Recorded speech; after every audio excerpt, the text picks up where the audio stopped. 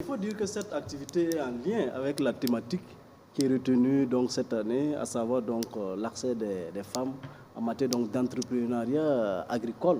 Et donc il faut considérer que la femme burkinabé, c'est vraiment, comment je vais dire, c'est le cœur battant de notre nation. Voilà, le pilier de notre société et le moteur de notre croissance économique. Donc il faut travailler, de mon point de vue, à autonomiser davantage les femmes. Parce que, comme il a dit, les femmes occupent plus de 52% de notre population. Et donc si on veut construire une nation forte et prospère, on sera obligé de trouver la place aux femmes en leur donnant des crédits. Parce que la difficulté que les femmes burkinabées ont, c'est que la plupart n'ont pas accès au crédit. Elles ont des activités génératrices de revenus qu'elles veulent développer, mais malheureusement, n'ayant pas d'argent, ça les handicape. Mais si on travaille en tout cas en permanence à les constituer en coopérative pour qu'elles aient une personnalité juridique, une personnalité morale, ça permettra donc à nos établissements financiers de leur accorder de l'argent pour qu'elles puissent vraiment se prendre en charge convenablement.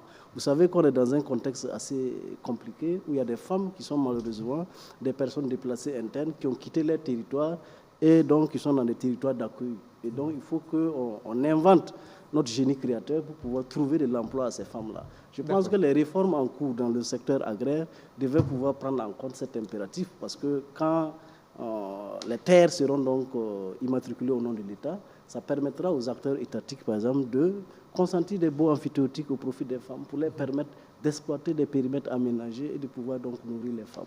Ça nous rappelle aussi la complexité du développement, qui veut dire qu'en réalité, il n'y a pas un pan du développement qu'il faut laisser à côté. Et tout est holistique, tout est lié, il faut avoir vraiment une approche intégrée.